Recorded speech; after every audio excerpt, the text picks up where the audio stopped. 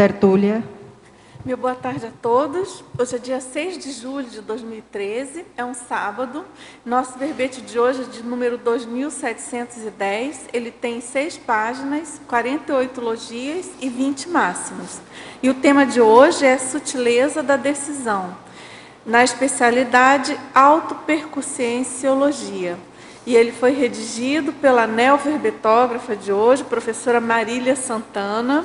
A professora Marília é professora universitária, graduada em psicologia, pós-graduada em psicologia cognitiva e coaching, em psicossomática, terapia familiar sistêmica, metodologia de ensino superior e psicodrama pedagógico, especialista em gestão de pessoas. É brasileira, natural de Santa Rita do Passa Quatro, São Paulo, voluntária da Conscienciologia desde janeiro de 93 e docente de Conscienciologia desde 95, tenepsista desde 2002.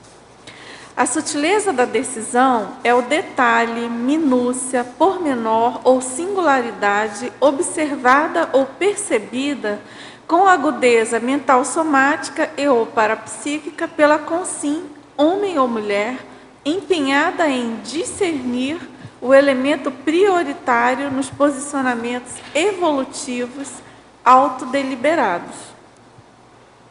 O holopensene pessoal do detalhismo autocrítico, a ortopensenidade, alinhando o ponteiro consciencial. A precisão da percussiência nas escolhas. A análise perspicaz das vivências cotidianas. O bom hábito de ver minúcias, o emprego lúcido dos atributos conscienciais.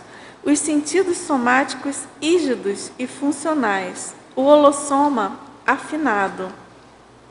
A interpretação da sutileza construída pelo decisor. A autoconsciência da repercussão dos pequenos atos provocando grandes consequências. A singularidade e implicações holocármicas. As consequências do posicionamento e a qualidade da intencionalidade. A sutileza sinalizando o evitável. A atenção ao detalhe sem perda do megafoco. A autocientificidade favorecendo a análise racional e sistemática. A autodisponibilidade multidimensional. A sinalética aplicada às decisões. A maturidade parapsíquica e a interpretação parafenomenológica da minúcia. As sincronicidades apontando a decisão. O senso de clareza quanto ao conteúdo dos fenômenos e parafenômenos, o trafor parapsíquico contribuindo na autopercussiência do detalhe, os parasentidos afinados, as múltiplas entradas de sinais parafenomenológicos. Chama atenção aqui no detalhismo, tem 11 máximos. E na argumentologia, ela apresenta uma listagem com 34 exemplos de categorias de binômios qualificadores e potencializadores da hiperacuidade detalhista no contexto das decisões evolutivas. E na remissiologia, dos 15 itens apresentados, nós destacamos atilamento, autodiscernimento, detalhismo, nuança e olho clínico. E na frase enfática, o mega desafio da sutileza decisória é a consim lúcida empregar a autopercussiência, selecionar o detalhe relevante no contexto multidimensional, sem perder o megafoco evolutivo. Na questionologia, você vivencia a autopercussiência nas decisões? Na escala de 1 a 5, como avalia a qualidade e os resultados das escolhas relevantes feitas por você? Refletiu sobre a importância de investir na hiperacuidade quanto ao detalhe nas autodeliberações? Na filmografia específica, nós temos uma fonte e na bibliografia específica, nós temos 7 fontes. E aqui na mega análise do João Paulo, 20 itens, sinal, fator, escolha, análise, atenção, exatidão, minúcia, agudeza, pormenor, evidência, atilamento, perspicácia, ponderação, detalhismo, singularidade, hiperacuidade, mentalsomatologia, autopercussienciologia, autodiscernimentologia e autoparapercepciologia. Agora, antes de entrarmos nas perguntas, eu quero fazer novamente a chamada para o 2º Congresso Internacional dos Intermissivistas. Esse congresso vai acontecer daqui a uma semana, de 12 a 14 de julho, aqui de 2003, né, aqui no Discernimento, na Cognópolis, em Foz do Iguaçu, Paraná. E esse é um convite feito pelas instituições conscienciocêntricas e é um evento que tem por objetivo reunir intermissivistas e promover o debate a aspectos relacionados ao curso intermissivo, as ideias inatas, a programação existencial, a identidade e responsabilidade interassistencial de cada um de nós, retrocognições e demais temas relacionados ao cumprimento da tarefa intrafísica. Para quem não conhece esse conceito, que porventura esteja assistindo aqui a nossa tertúlia, o intermissivista é o ex-aluno do curso intermissivo, autoconsciente quanto aos próprios compromissos e deveres evolutivos estabelecidos na Proexis antes da ressoma, antes dessa vida intrafísica, durante a vivência, então, pré-ressomática. Então, se você quiser, por exemplo, fazer um teste, saber se você é intermissivista, tem no site das tertúlias, à direita, tem um teste originalmente publicado no Tratado 700 Experimentos, do professor Valdo Vieira. Você pode fazer esse teste e verificar se você, quem sabe, é um intermissivista. Então, você está muito convidado, então, para o congresso. E também, querendo mais informações, você pode obter sobre inscrições, né, informações em geral, pelo telefone 45 3525 2652 ou pelo e-mail caec@caec.org. Esse evento é uma realização do CAEC e da APEX, que é a Associação Internacional da Programação Existencial. Muito bem, então, vamos às nossas primeiras perguntas. Professora Marília, a verbetógrafa, então, na fatologia, página 14. Na primeira linha, em meio a incontáveis escolhas que temos que fazer no nosso dia a dia, como deixarmos a precisão da percussiência nas escolhas bem afiadas? Bem afiadas. Uma dúvida, você falou para mim, página 14? Ah, tá certo. Primeira linha, tá certo? Tá bom. Ok. Desculpa, sabe qual que é a minha questão? Eu imprimi o meu verbete. Ah, está com outra numeração, então, não tem problema. Você já está com uma versão? É um detalhe, mas que fez a diferença. Totalmente. Faz parte da verbetografia, a vivência do tema. Então, na primeira página, logo, então, okay. Na fatologia... Tá certo? A precisão na percussiência, é isso? Nas escolhas. Tá. Eu acho que aqui é importante a gente colocar, situar, por exemplo, o tertuliano, as pessoas que estão aqui, né? Isso que a gente colocou do verbete. Primeiro que a percussiência ela vai envolver o uso de atributos conscienciais. Né? O que a gente pode, o que está envolvido aqui, para a gente poder ser percussiente? Antes de chegar na percussiência, envolve alguns aspectos, por exemplo, como atenção concentrada, eu manter o foco em algum elemento importante, né? Então, a atenção, o discernimento, a concentração, aliás, atenção, concentração para você chegar a esse discernimento. Né? Então, um exemplo disso, eu tenho várias alternativas e, dentre essas alternativas, eu vou procurar colocar o máximo de atenção possível, considerando o meu contexto evolutivo, o meu momento, né? Para poder eu começar a articular as informações para eu fazer a escolha. Então, envolve justamente esse atilamento, né? Isso, na realidade, vamos dizer assim, a gente não tem uma resposta pronta. O objetivo, inclusive, desse verbete é conseguir chegar ao estudo das variáveis que levam a essa percussiência, porque é multifatorial, né? Envolve aspectos pessoais, né? No sentido de você identificar, por exemplo, qual é o teu nível de acuidade, de atenção no teu dia a dia, você é mais disperso, você é mais atenta, né? O que você deixa passar desapercebido? Então, a gente começa pelas pequenas coisas para chegar nessa autopercussiência. Muito bem. Agora, ainda na fatologia, na mesma página 14, na quarta linha, ele pergunta: há diferenças entre a raciocinação e o raciocínio? Não, não tem diferença. Aqui é uma questão só semântica. Você colocar raciocinação é para você perceber que é o ato de raciocinar, é o momento que você está raciocinando, né? Para você enfatizar que existe um processo onde você está articulando atenção, memória, né, imaginação, juízo crítico, está tudo interagindo no mesmo momento. E é isso que vai dar o resultado depois da percussiência. Certo.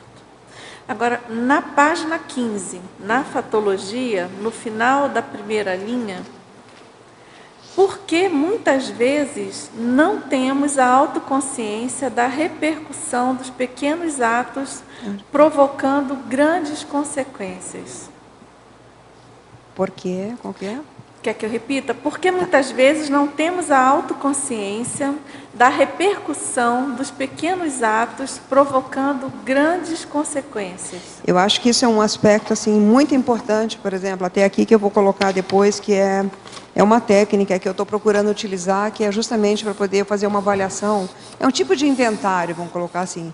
Eu fiz um levantamento das principais decisões evolutivas que eu tomei, e quais foram as consequências dessas decisões, positivas e os aspectos negativos, né? E aquelas decisões que eu não tomei também, né? Aquilo que eu não fiz, que eu deixei de fazer. Então, eu acho que isso, de uma certa forma, começa a trazer sinapses para você justamente começar a identificar melhor essa questão que justamente foi colocada. Qual é a repercussão daquilo que a gente fez e daquilo que a gente não fez, né? Então, eu acho que esse é um ponto importante para o decisor está fazendo essa avaliação, e não só através da autopesquisa, mas avaliando, por exemplo, através de fatos e parafatos, né? O que acontece em situações, a gente vê às vezes em filmes, né? Em situações do cotidiano. Por exemplo, agora a gente está vivenciando uma manifestação pública, né? Uma manifestação pública que começou por um grupo pequeno e ela teve um contágio onde pegou, né, o Brasil inteiro, e a gente está ouvindo até que tem sincronicidades em outros países também acontecendo. Então, começar a observar isso, acho que isso começa a aumentar a acuidade da gente, né? Qual é a repercussão de um pequeno ato num contexto maior? Qual é a mensagem desse fenômeno? É simplesmente uma reivindicação de preço da passagem de ônibus? O que está por trás disso? Qual é a demanda assistencial? Que eu acho que daí a gente chega no entendimento melhor da repercussão. É você ir na visão consciencial, né? Ir lá na profundidade, não ficar na superfície, mas ir fazendo toda uma investigação para você chegar a essa... E a questão da cosmovisão. Da cosmovisão. Né? Justamente que você coloca no verbete. A conjunção do detalhismo, né? Do detalhe. Perfeito, Dulce, eu acho que é isso. Então, você vai tendo aquela visão abrangente, vai entendendo o que é, e aí você vai no pontual, né? Qual que é a informação? O que isso está sinalizando na realidade? Por exemplo, está sinalizando que... Eu achei interessante que eu assisti no jornal de manhã, um jornal comentarista, ele disse o seguinte, que era uma manifestação dos vândalos, justamente revidando ao vandalismo da política, vamos dizer assim. Então, ele faz uma correlação. Isso me chamou a atenção, que de uma certa forma a gente vai ver assim, qual é o tipo de vandalismo que a população está praticando e qual é o tipo de vandalismo hoje que tem dentro do contexto político. Então, é interessante, a gente começa a observar que as coisas começam a ter reação. Em algum momento, a lei de causa e efeito está sempre atuante, né? A holocarmalidade é a coisa mais certa que existe, né? Que é o holokarma, o ego-karma, o grupo-karma e o polikarma. Então, você fez, tem um retorno daquilo que foi feito. Pode não ser agora, mas ele vai... mais cedo ou mais tarde ele retorna. Então, a gente vê isso nos atos. Certo. Agora, na fatologia também, na página 15, na terceira linha, de baixo para cima, por que muitos tem o mau hábito de voltar atrás nas escolhas pessoais? Eu acho que um dos fatores mais importantes que tem é questionar aqui o nível de instintividade, de impulsividade, o quanto a gente tem de bicho ainda. Porque, o que eu chamo de bicho? É não pensar naquilo que faz. Né? Não pensar, não refletir e agir, às vezes, impensadamente. Né? Então, isso, em geral, tem uma relação com voltar atrás nas escolhas. Outro aspecto, eu acho que tem a ver, é a insegurança. Pessoa muito insegura, né, que tem baixo nível de autoconfiança, acaba, às vezes, tendo um tipo de posicionamento, mas não sabe se agiu certo ou não. Também tem a ver com a questão de raciocinar, parar para poder pensar. E acho que aqui um instrumento muito importante é a autopesquisa mesmo. Não tem como a gente fugir disso. Né? É conhecer como que a gente é para poder... decidir na realidade é justamente você está colocando o seu posicionamento antes de mais nada. Né? Você está fazendo uma escolha. Se você não escolheu, alguém está fazendo por você. Claro. Então, alguém vai decidir. Então, você não tem saída. Agora, professora Marília, aquela pergunta que não quer calar, geralmente para todo verbetógrafo, o que levou você a escrever esse verbete? Como é a história? Eu acho que primeiro foi foi realmente assim, uma vivência pessoal, que eu comecei fazendo um levantamento. Eu já estudo esse tema da decisão, mas eu vejo assim que, há um tempo atrás, eu passei pela decidofobia. E eu tinha uma coisa assim muito séria, que era... tem algumas pessoas que me conheceram na Conscienciologia lá nos primórdios, né? Então, assim, quando alguém me fazia alguma pergunta e o que eu ia fazer, eu começava a chorar e ficava desesperada com aquilo, de não saber como fazer. Vinha uma coisa profunda dentro de mim. E eu falei, gente, o que está acontecendo comigo? Não é possível. E aí depois o professor Valdo começou a nominar isso de decidofobia. E aí eu falei, mas que medo que era esse, né? Era um medo existencial, não era um medo só de fazer uma coisa. Medo das consequências, do que eu ia agir. Então, isso foi progredindo, eu comecei a estudar um pouco mais, vamos dizer assim, o processo da decisão e, juntamente com isso, o meu processo pessoal, que tinha componentes parapsíquicos, ou seja, eu percebia muitos indicadores extrafísicos, né? Sinais, sincronicidades, tudo isso atuante no momento da decisão. Mas eu não conseguia entender essa interação, sabe? Cognitiva, emocional, holossomática, energética, enfim, todo esse... Aí eu falei, não, acho que é uma coisa interessante. E quando eu dei o nome da sutileza para a decisão, eu falei, não vou conseguir escrever isso, não. Achei que ia ficar muito difícil. E aí enrolei durante um tempão para poder entregar o verbete, porque, não é verdade? A equipe aí já acompanhou, porque eu falava, gente, mas onde é que eu fui? Me encantoei agora eu não sei como é que eu vou fazer isso aqui, né? E aí pegava a minha exigência de poder escrever corretamente, né? Não poder errar, nada disso. Aí eu comecei a ver um traço que atrapalhava na decisão. Então, o próprio processo do verbete já denunciou uma série de coisas, né? Que é fantástico escrever verbete, porque vem à tona o teu processo, né? Então, aí, isso ajudou também na elaboração. Então, tem a experiência pessoal, e eu vejo que quando a gente estuda o processo de decisão, eu acho que é um processo muito sério, porque a gente não para poder pensar que a gente decide a todo momento. Quando a gente fala em decisões evolutivas, eu não estou falando só em macro decisões, mas eu estou falando em coisas pequenas que às vezes vão, naquele momento, fazer uma mudança de rota, né? Às vezes são escolhas mal feitas que a gente fez, são confluências diferentes, né? Então eu acho que é muito sério quando a gente traz. Então o detalhe foi justamente entender isso que você mencionou nisso na análise do João Paulo, né? Quando ele faz entender o pormenor, e se esse pormenor faz a diferença. Então com isso eu fui levantando uma série de elementos para poder entender. Acho que basicamente é isso. Marília, aqui. Parabéns pela escolha do título. Muito boa, excepcional. Faz toda a diferença. Né?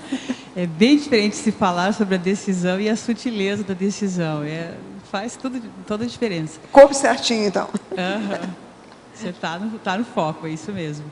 E eu queria que você falasse um pouco mais também, você falou agora um passant, na página 15, enfatologia, de baixo para cima, na 11ª linha, de baixo para cima, você trouxe Na justamente... 10ª linha? 11ª. 11ª, ok. Você trouxe justamente as pequenas ações com grandes resultados. Espera um pouquinho, Antônio, só um minutinho. Na fatologia. Tá, pode falar. Aí eu queria que você... As consequências? Na realidade, você escreveu ali, né? As pequenas ações com grandes resultados em fatologia. Tá. As pequenas ações com grandes resultados. Existem algumas coisas que eu vejo, por exemplo, que são significativas e que às vezes a gente não valoriza. Por exemplo, vamos pegar aí um elemento que é a própria condição da TARES, da tarefa do esclarecimento. O uso da palavra certa, na hora certa, para a pessoa certa. Né? Eu tive experiências que eu registrei que foram significativas para mim. Eu trabalhava na itinerância, né, com a conscienciologia. Então, eu dava palestras públicas, a mesma Rosa acompanhou, na época que né, eu ia muito para Niterói, e a Rosa que estava lá, e as palestras normalmente eram assim, lotadas de gente, né, Rosa, que a gente tinha, eram muita gente que tinha ali. E eu lembro que algumas vezes, eu fiz algumas citações para algumas pessoas, eu disse coisas pontuais. Pois você não acredita que passou, eu fui às vezes numa outra palestra na Barra, teve uma senhora que tinha um problema de locomoção, ela usava muleta, e ela foi junto com a empregada que acompanhava dela, abriu a porta do auditório que eu estava na aula, entrou e eu fiquei assim assustada, eu falei, o que é essa mulher?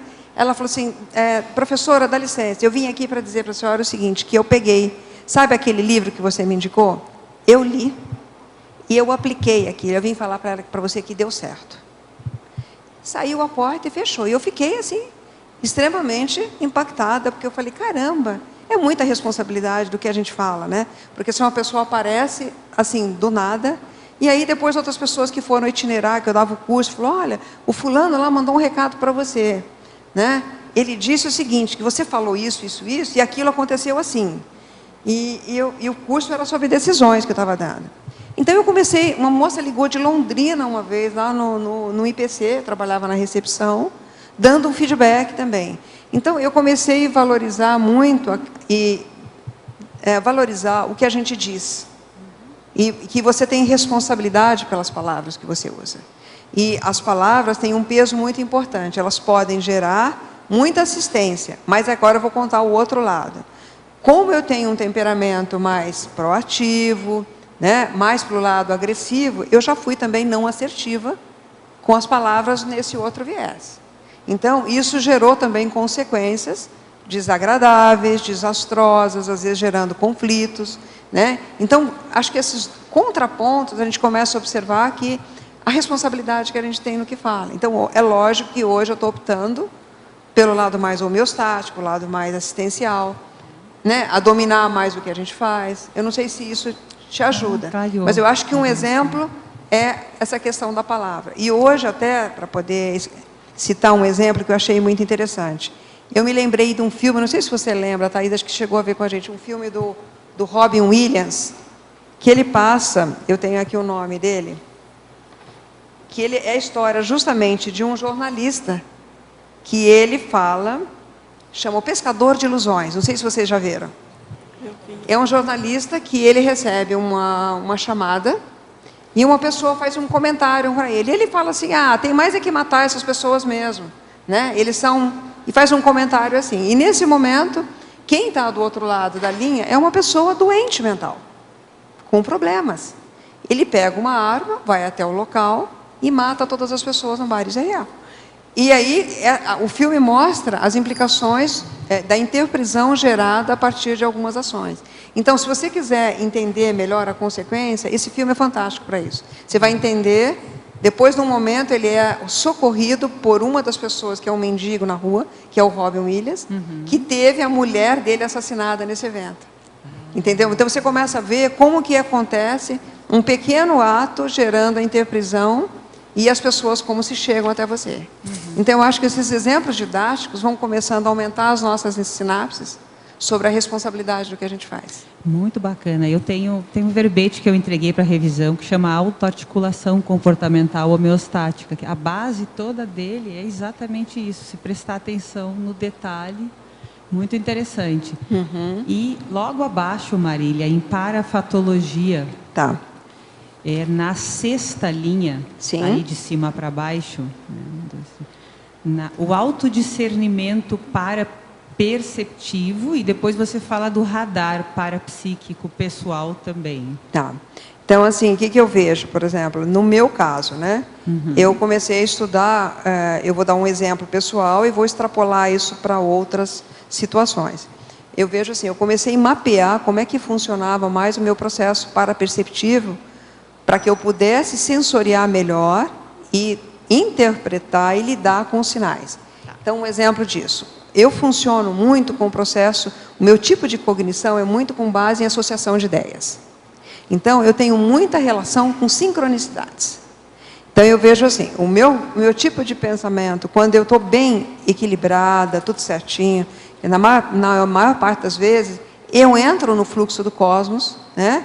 E eu começo a perceber o que está acontecendo. Eu começo a fazer sintonia. Então, isso melhora, por exemplo, projeção. Eu entro em contato com pessoas que estão necessitando de assistência. Aquilo eu vou lá, faço a verificação, aquilo se comprova.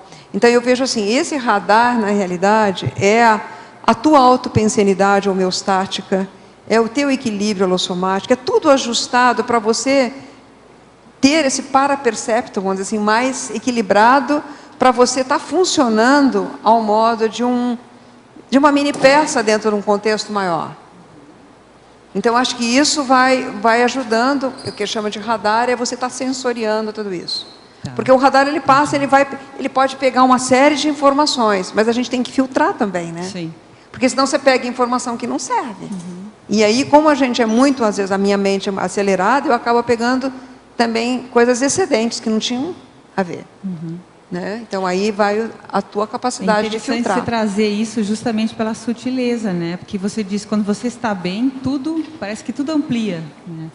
E um ponto que eu fiquei pensando também é o quanto a gente consegue perceber isso, às vezes, através de um estilo, de uma roupa, de alguma coisa que a pessoa utiliza, você consegue captar, a partir daquele detalhe, um aspecto intraconsciencial.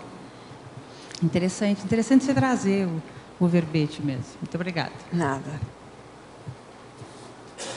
Professora Marília, Pois parabéns pelo verbete. Tá. Gostei muito dos itens da coloquiologia, página 14, pois eles são bem pontuais em relação a atos sutis que podem levar a grandes consequências.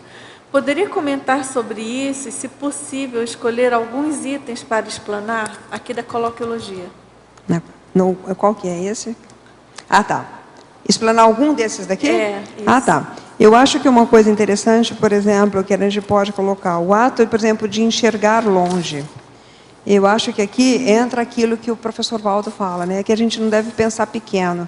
É a pessoa que pensa grande, que é capaz de vislumbrar, de ser um pouco visionária. E esse pensar longe favorece que você saia do seu mundinho e enxergue um pouco além de você. Né? Então, acho que essa é uma perspectiva interessante. Esse ato de ficar de orelha em pé, eu acho que é uma coisa interessante, que é um processo que lá na frente eu vou falar até de um binômio disso, que é a atenção voluntária.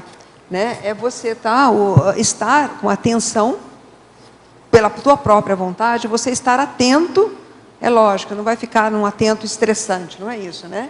Mas você está de orelha em pé, está percebendo o que está acontecendo. Não está desconectado. Por exemplo, um aspecto que é oposto a estar atento, de orelha em pé, às vezes a pessoa está prestando atenção, por exemplo, uma pessoa que é mais alienada, ela está atenta, mas ela está atenta no mundo dela. Ela não está percebendo o que está acontecendo em volta. Ela está fechada no mundo pessoal. Então, isso, de uma certa forma, dificulta. Deixa eu ver se é alguma coisa. O ato de não dormir no ponto, né? É justamente você não ficar... essa desconexão. Deixa eu ver o que mais. Dourar a pílula, né? O ato de dourar a pílula é justamente, às vezes, você eu acho que isso é um ponto importante que afeta as decisões, sabe, Dulce? Eu já fiz isso. Já fiz isso e às vezes eu fico atenta que Para escolher o mais fácil? Não, é assim, é autocorrupção. É a autocorrupção que a gente tem, porque você sabe, na realidade, às vezes, que aquilo não dá mais, que não está certo, que não vai para frente. E a gente dá uma maquiada no processo, porque você não quer enfrentar naquele momento. Então, a gente carrega mais um pouco a barriga para frente, e aí vem de novo a repetição daquele fenômeno. Então, eu vejo que isso é um retardador do nosso processo evolutivo. Acho que é um dos aspectos que ainda a gente acaba não levando tão a sério, que é não ser autocorrupto com você mesmo. Marília, voltando aqui um pouquinho no ato de ir direto ao ponto que você falou, Tá. qual é a importância, a interferência da sutileza da decisão com esse item, o ato de ir direto ao ponto? Tá. Esse ato ir direto ao ponto, eu acho que existe essa... Vamos colocar assim, Rosa, eu vou colocar em 2 fatores. Existem os aspectos externos da decisão e os aspectos internos, intraconscienciais do decisor.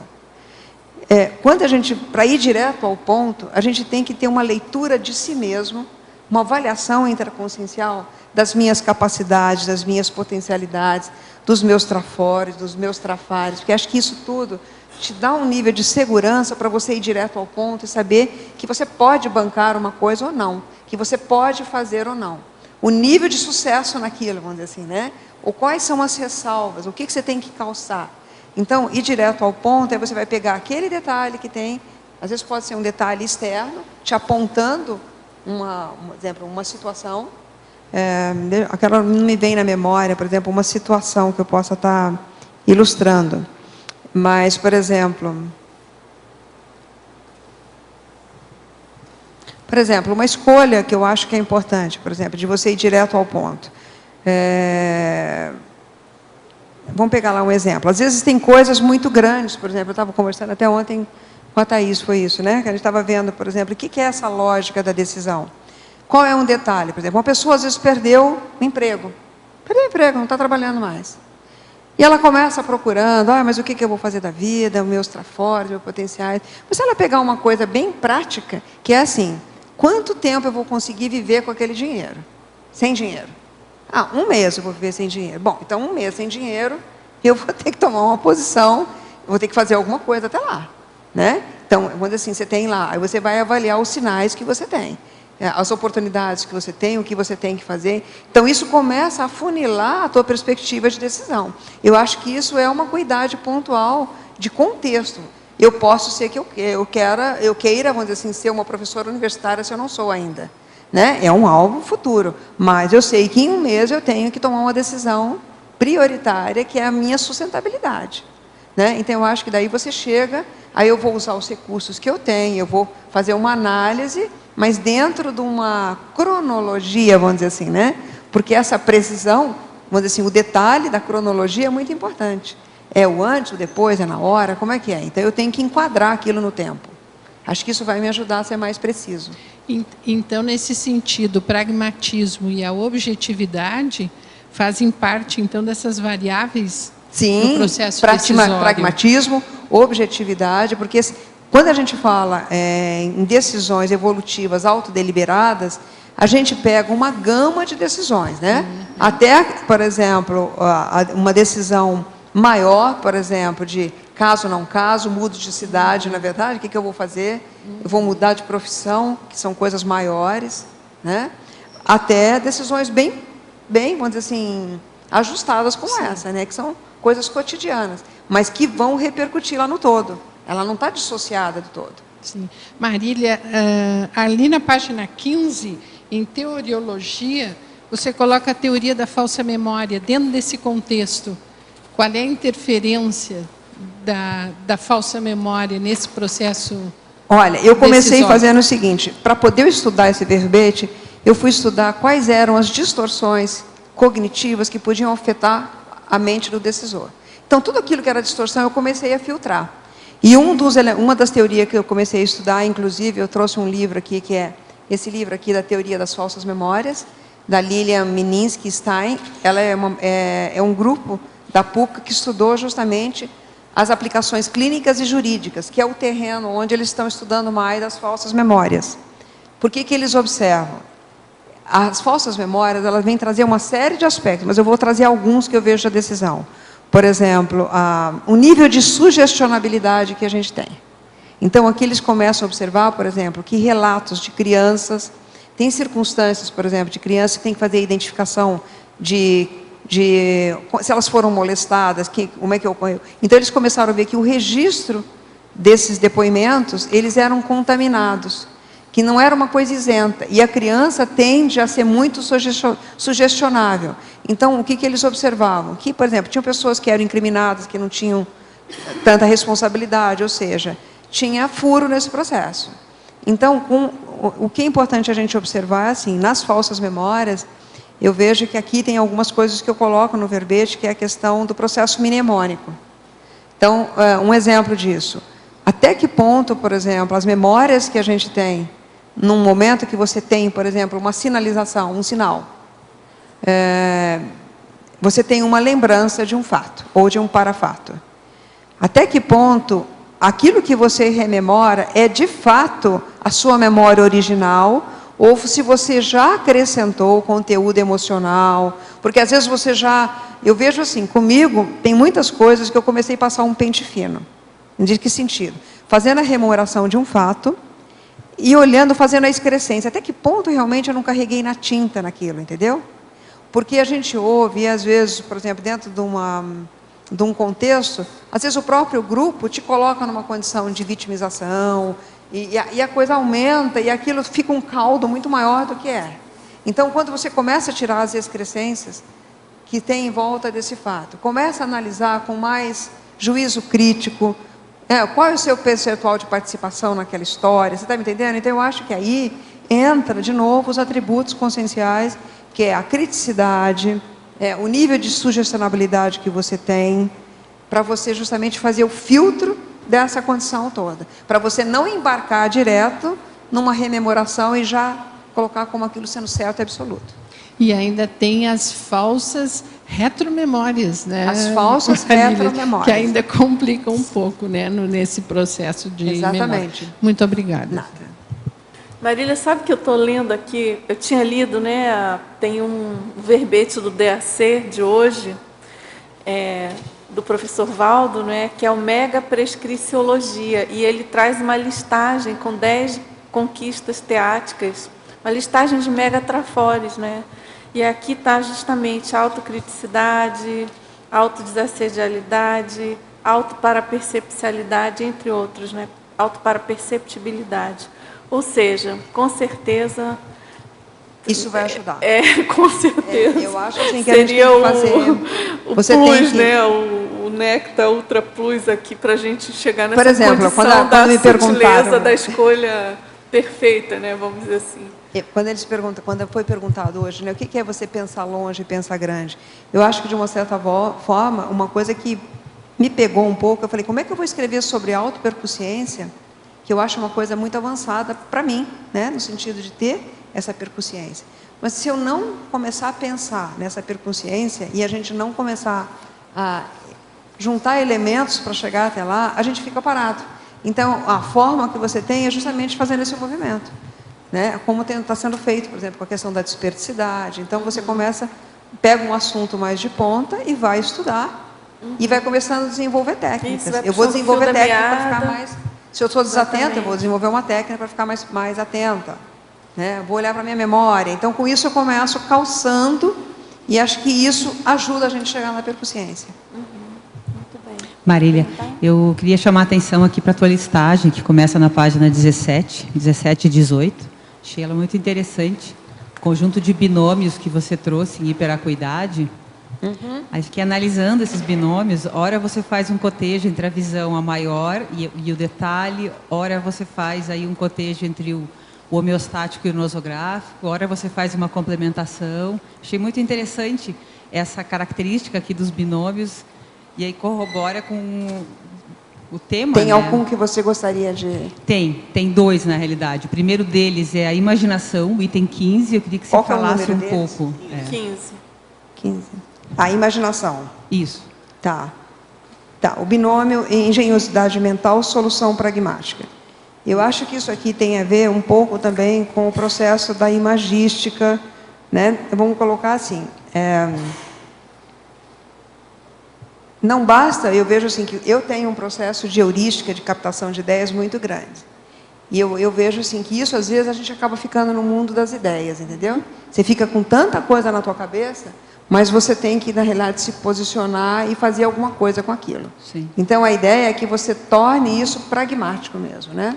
Não adianta você ter grandes soluções, tudo isso. Você tem que começar a fazer alguma coisa com isso. E eu lembro que isso eu fui aprendendo aqui, né, com a experiência nossa na Conscienciologia, e acho que com o nosso professor Waldo ajudando, né? Não lá, começa fazendo alguma coisa, né? Então, dá o primeiro passo. Então, a gente faz uma correção também eu estou fazendo uma correção de um vício, ao mesmo tempo que é um trafor, mas ele fica comprometido quando não tem pragmatismo, quando ele fica só na elucubração. Tá. E no item 24, nessa mesma linha, para a imaginação. A para a imaginação. Deixa eu ver qual que está o Binômio item. inspiração ideativa. Aqui. Tá. Inspiração ideativa, captação telepática. Não sei se vocês já participaram, tem um exemplo que é muito interessante, que a gente observa, por exemplo, tem a dinâmica parapsíquica das sexta-feiras, que o professor Hernandes coordena com toda a equipe, e existe um processo ali onde tem um campo, né, interassistencial, e muitas vezes, o que a gente observava? Tem pessoas que têm captações, às vezes, por exemplo, nomes de pessoas. Às vezes vem alguma ideia que aconteceu em algum país, algum lugar, e aquilo era uma coisa assim, sem pé nem cabeça, vamos dizer assim, né? Vinha aquela informação, e hoje o trabalho que está sendo feito nessa dinâmica é um trabalho muito importante, porque justamente você está traduzindo essas experiências que são, de uma certa forma, experiências parapsíquicas, né? Que ocorrem nesse campo, de uma forma objetiva. Então, a partir do momento que várias pessoas relatavam, ou o nome de pessoas com locais, a gente passava a verificar e via realmente que tinha uma razão de ser, naquele momento estava acontecendo um fato num determinado local.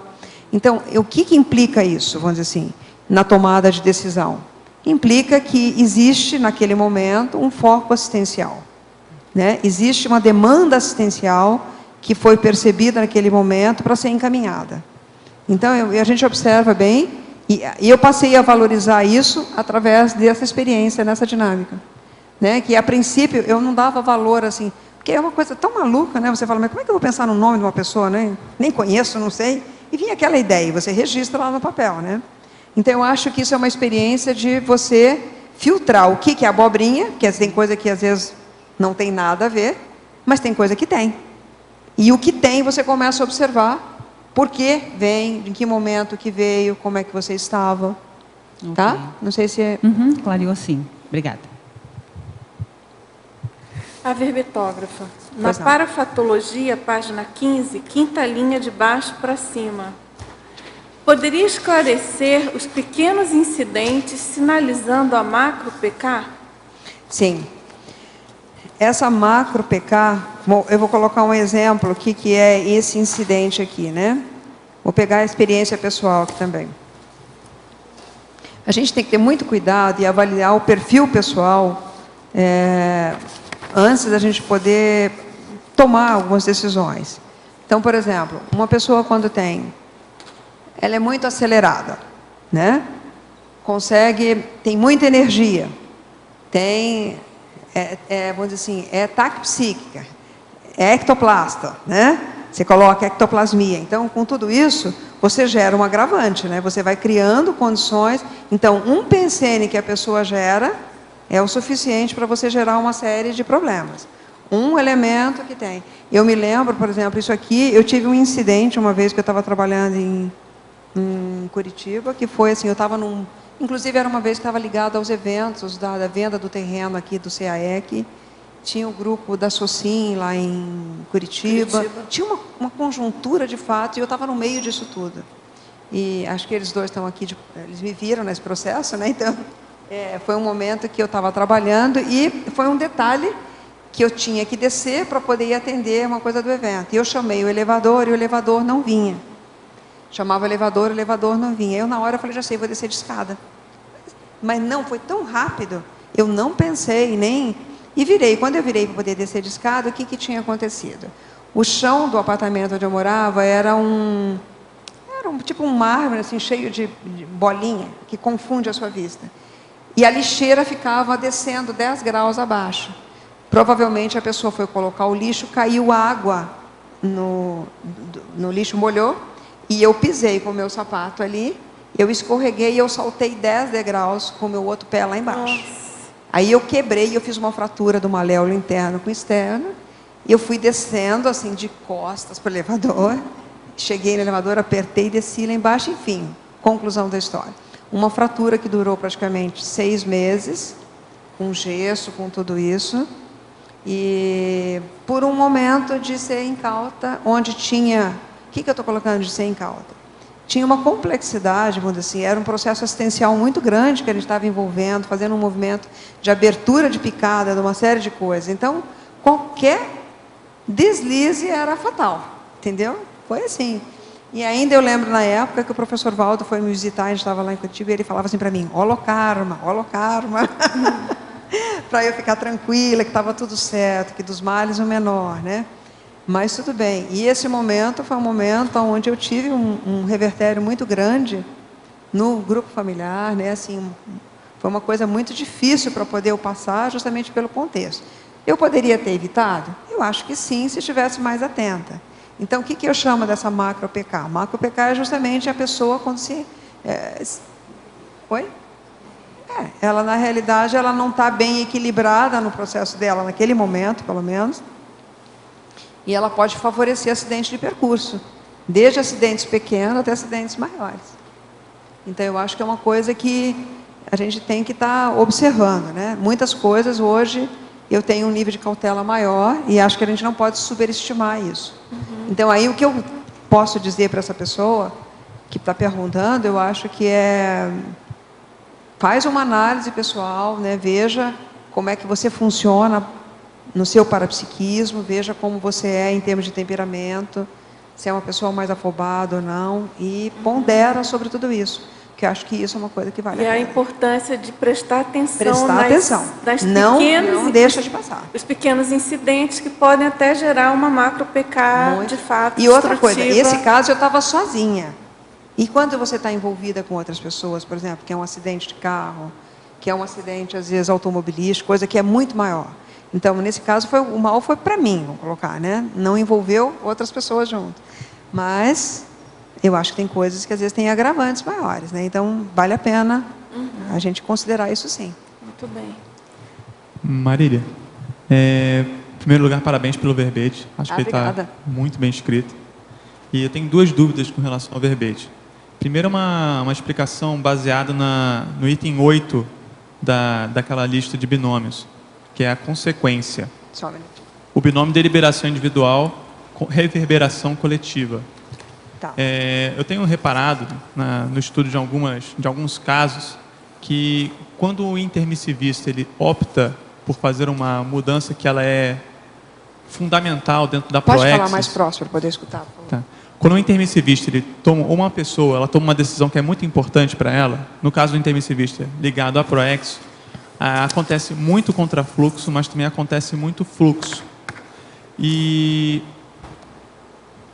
apesar disso, muitos acabam ficando obnubilados. Eles não conseguem reparar as sutilezas do que acontece para poder tomar a melhor decisão. Eles esquecem do elemento do parapsiquismo quando estão analisando uma situação.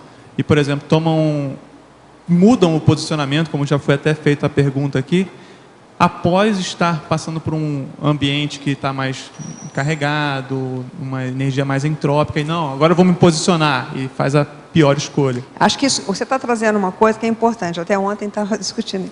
A gente tem primeiro diferenciar o que é o fluxo e o que é o contrafluxo. Porque eu estava dando um exemplo, que eu tive uma experiência que foi muito interessante, e para mim isso representa, fazer uma analogia. Eu estava no Rio de Janeiro, eu fui fazer uma consulta médica, lá em Ipanema, ali no 303, perto ali sabe aquele prédio que tem uma escada logo no início. E a escada rolante parou, né? E eu estava assim, em cima do horário, o elevador não tinha outro lugar, eles fecharam o lado só tinha a escada que descia. Eu falei, gente, eu vou ter que subir por essa escada.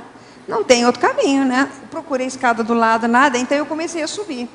Que sensação horrível, porque eu subia e o negócio descia, né?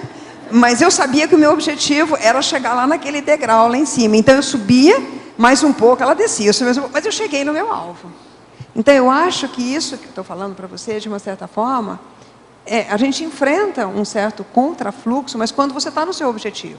Eu estou lá no objetivo, a sensação que você tem é de que tem alguma coisa te empurrando para baixo, alguma coisa contra você, né? Mas você faz a força para chegar até lá. E eu cheguei no meu objetivo, consegui chegar lá, depois eu consegui chegar lá na minha consulta, né?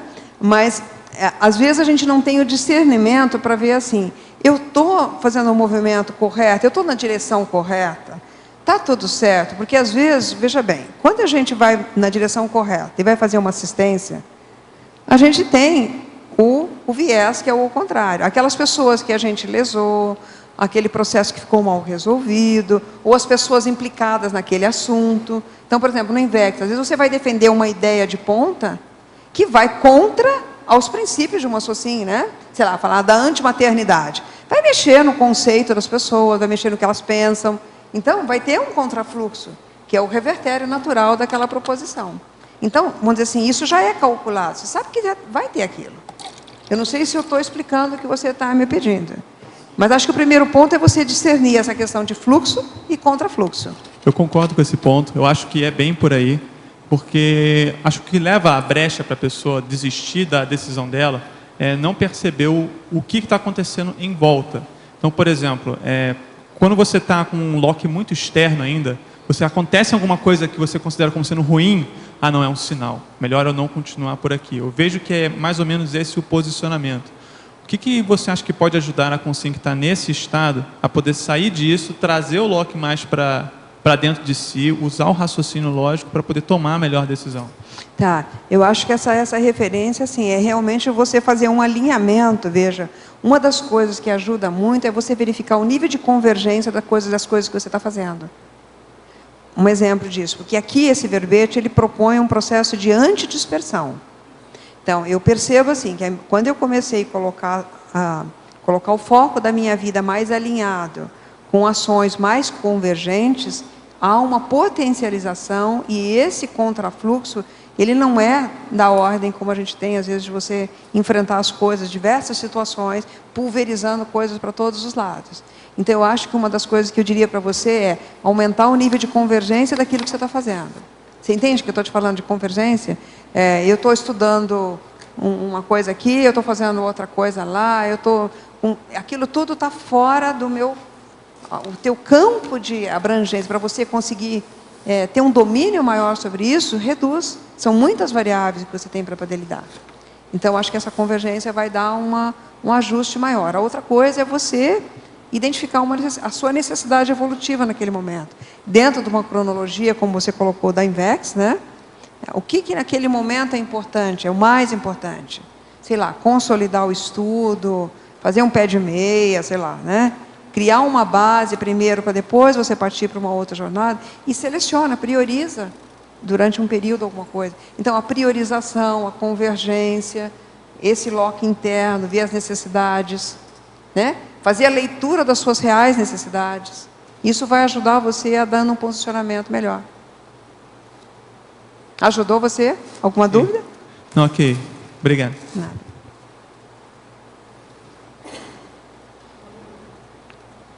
Pode perguntar. Página 17, culturologia. Queria que você explicasse um pouco mais sobre a cultura da cosmoética decisória.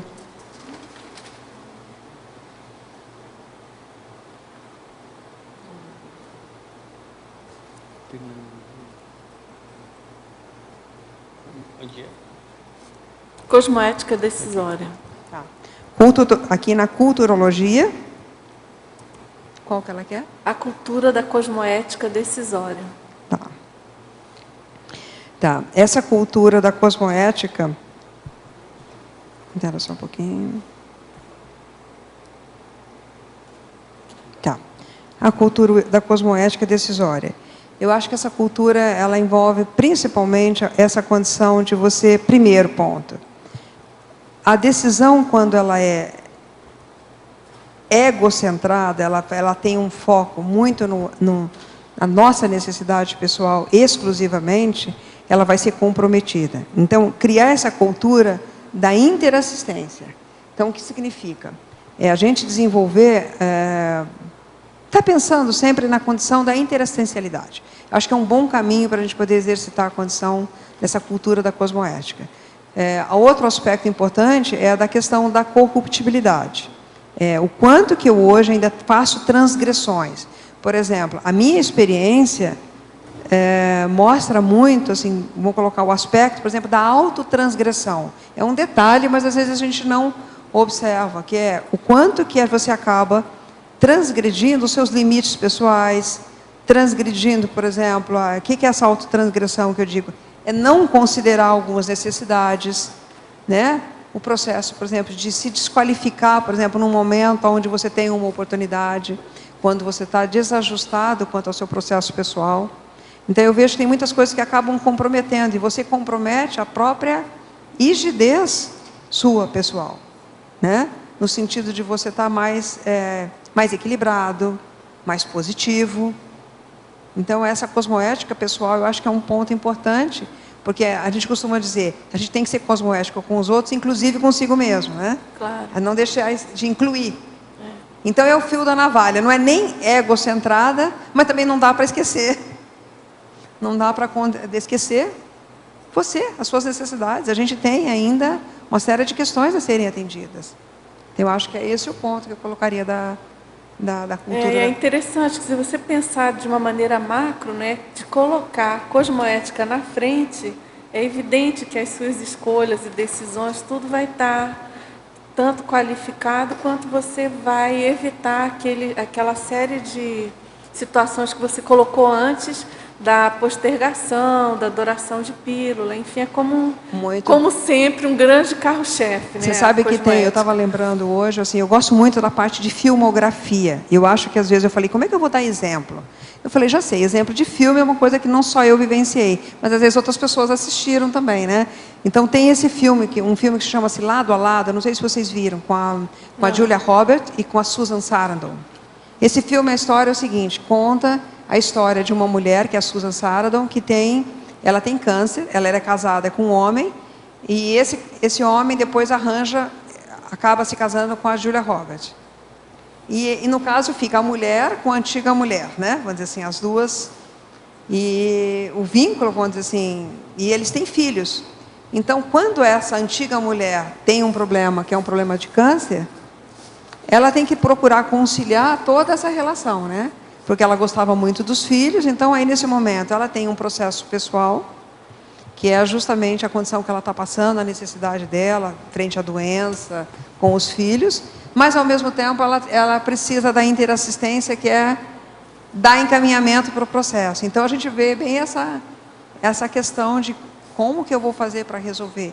Eu tenho que dar assistência para mim, ao mesmo tempo para as outras pessoas. Então ela vai tomando decisões que são importantes, né, para encaminhar essa situação. Agora, professora Marília, em Fatologia, na página 15, sexta linha de baixo para cima, poderia comentar o ato de cortar o mal pela raiz? Cortar o mal pela raiz, ele exige uma firmeza pessoal. É aquilo que é o oposto que eu falei do não dourar a pílula, né? É a cosmoética destrutiva aqui, no caso, né? É aquilo que não serve, não adianta a gente poder ficar enrolando muito. Eu vejo assim, que às vezes a gente tenta dar um jeitinho, mas a coisa não se resolve. Então aqui é cosmoética destrutiva mesmo, é ser firme. Eu confesso assim, que é uma coisa que eu estou aprendendo a fazer mais. Tem terrenos que eu sei fazer bem, mas, por exemplo, uma área que ainda eu vejo que ela é mais difícil, não só para mim, mas como eu trabalho na clínica, é quando você entra no terreno afetivo. Por exemplo, cortar o mal para a raiz, quando, por exemplo, eu vejo casais que trabalham juntos, por exemplo, que tem empresa familiar, né? Tem um vínculo dentro de casa e um vínculo no trabalho, e precisa cortar, às vezes, uma situação se eles não conseguem conviver. Então, tem situações que são mais o fio da navalha, você entende? a gente tem um vínculo afetivo em casa, e às vezes tem um vício, e você tem receio de perder algum benefício, então você não corta o mal da raiz, você prefere deixar do jeito que está. Então aí a gente se acomplicia com a situação.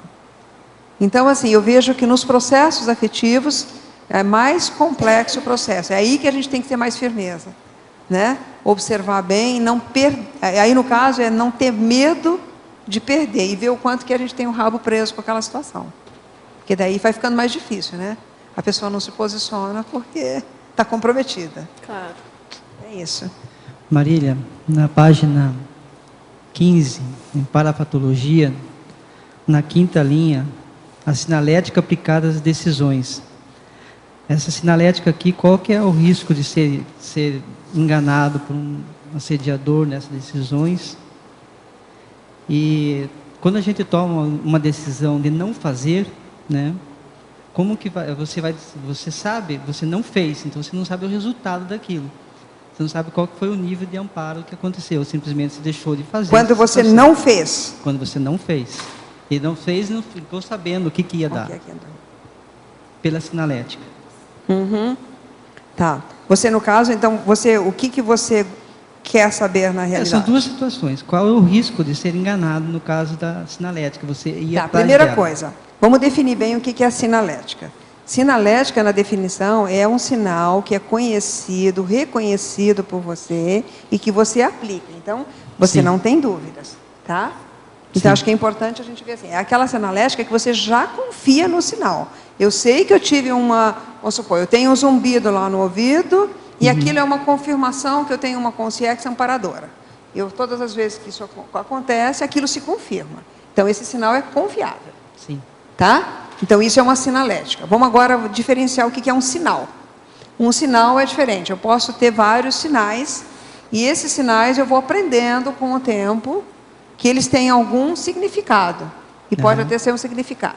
Então, eu acho que daí o risco de erro está mais em relação aos sinais, né? Que às vezes eu não tenho a segurança para poder justamente afirmar, então esse sinal foi indicador. Sim. Não sei se está sendo. Isso que você quer dizer que a partir do momento que você descobriu que a sinalética funciona, né? Que ela sempre dá certo, você pode confiar.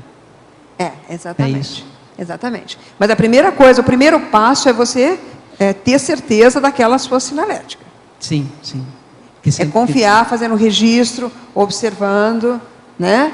Então, por exemplo, eu tenho algumas sinaléticas que são mais confiáveis, não tenho muitas, eu tenho, vou dizer assim, duas sinaléticas que praticamente eu vejo que elas têm se manifestado, e eu estou mapeando ali, observando, para ver como é que isso se comporta. Então, tem coisas que eu já tenho um pouco mais de confiança, eu falo, não, realmente tem um indicador, é uma confirmação.